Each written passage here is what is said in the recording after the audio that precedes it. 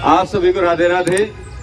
ये हमारी 21 अक्टूबर 2023 दिन शनिवार की सुबह की क्लास आप ये देख रहे हैं सभी साधक, और पूरा सवा घंटा तो मेरे हिसाब से कम हो ही गया। हमें जो है 1.5 घंटे की हमारी एक्सरसाइज और बहुत अच्छे से करी है, और हमारी अम्मा के दर्शन हो जाते हैं। हमें सबसे बड़ी बात यह है कि हमें प्रसन्नता तब हो जाती है जब हमारी अम्मा आ जाती है, क्योंकि देखिए हर घर में बुजुर्ग हैं, हर घर में बच्चे हैं, लेकिन उन बुजुर्गों की कदर करने वाले अगर बच्चे हैं तो वो घर है, और नहीं तो घर की कोई वैल्यू नहीं है।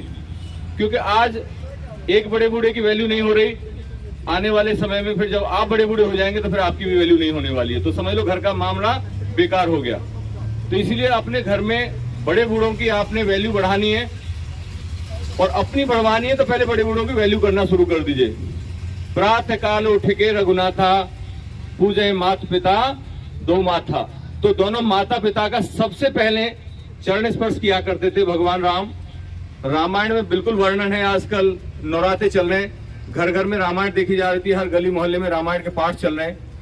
लेकिन वो रामायण के पाठ केवल एक नाटक के तौर पे नहीं देखने, उसमें जो जो प्रसंग, जो जो चौपाइयां आती हैं, उन चौपाइयों के ऊपर अपने ख्याल करिए हमारा स्थान उस रामायण में कहाँ पे है। हम राम की तरह व्यवहार करते हैं, लक्ष्मण की तरह करते हैं, भरत की तरह करते हैं, या शत्रुघ्न की तरह। ऐसा तो नहीं कि हम धीरे धीरे रावण बनते जा रहे हैं। मामा मारीच तो नहीं बन गए कि एक बड़े के उसमें राजा के दबाव में आके कोई भी अनर्थ करने निकल जाए। हालांकि जब मारीच के पास रावण गया है तो उसने अपनी तर्कें दी हैं। मारीच ने बहुतेरा मना किया है, लेकिन फिर उसने कहा है कि मैं तेरे को मार दूंगा अगर मेरे साथ नहीं चलेगा। तो मारीच ने फिर यही कहा है कि अरे राक्षस, तेरे जैसे से मरने से बेहतर तो राम के हाथ में मारा जाऊंगा तो ज्यादा बढ़िया है। मैं क्यों तेरे हाथ मरूं? एक तो देशद्रोह लगेगा, राजा की बात न मानना देशद्रोह में आ जाएगा, देशद्रोही कहलाऊंगा, और ऊपर से मेरी मृत्यु होगी वो भी सार्थक नहीं होगी। एटलीस्ट इतना तो हो कि मैं मरूं तो राम के हाथों मरूं।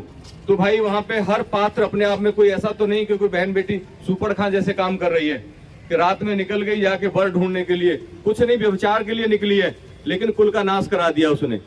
तो ऐसा तो नहीं कोई बहन बेटी अपने आप को ये देखे मेरा इसमें मैं सीता की तरह हूं या सुपर्णखा की तरह हूं। क्या ऐसा है कि मैं लक्ष्मण की जो पत्नी थी उनकी तरह, उर्मिला की तरह हूं, मांडवी की तरह हूं, या सुतकृति की तरह हूं? ऐसा तो नहीं कि मैं केकई बन गई हूं थोड़ी देर के लिए। केकई बहुत अच्छी थी, लेकिन एक सरस्वती जिह्वा पे बैठाई मंथरा के, और मंथरा की बात में आई, केकई बहक गई, और जो सबसे प्रिय थे राम उनको वनवास दे बैठी।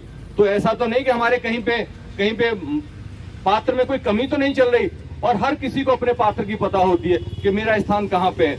तो अपने स्थान को रामायण में बिठाइए, और कहीं पे थोड़ा बहुत 19 चल रहा है तो उसको 21 करने की कोशिश करिए। ये हमारे पार्क का नजारा बहुत सुंदर, और मैं कहता हूँ हमारे जितने भी साधक हैं वो अपने आप में बहुत यूनिक हैं, बहुत खास हैं। और ऐसे ही हमारी क्लास दिन दूनी रात चौगुनी बढ़नी चाहिए। घर घर में योग होना चाहिए, हर पार्क में योग होना चाहिए, गली गली में योग होना चाहिए। फिर कोई डॉक्टरों को दोष नहीं देगा। डॉक्टरों को आजकल बहुत कहते हैं कि लुटेरे हो गए, ये हो गए, लेकिन असली लुटेरे तो वो है जिनको पता है कि शुगर है फिर भी मीठा खा रहे हैं। अब वो अपने आप को कभी कहते हैं कि हम लुटेरे हैं, वो कहते हैं हमारा पैसा हम खा रहे हैं। जब तुम्हारा पैसा तुम मीठा खा रहे हो, शुगर है, तो फिर बीमार होने के बाद क्या करोगे? मजबूरी में आपको डॉक्टर के पास पहुंचा दिया जाएगा। तो फिर डॉक्टर को दोष मत दीजिए। घर में डॉक्टर कहने के लिए नहीं आया कि रसगुल्ले खाओ, रसगुल्ले खाए हमने, अब तो भैया फीस तो देनी पड़ेगी। इसलिए घर घर में ये योग होना चाहिए। करो योग, करो योग, करो योग, दोनों हाथ उठा के करो योग, करो योग, करो योग। बहुत बढ़िया। बोलो वृंदावन बिहारी लाल की, बोलो आज के आनंद की, बोलो वृंदावन बिहारी लाल की, आज के आनंद की। चलो जी, बहुत बढ़िया, बहुत सुंदर। राधे कृष्ण।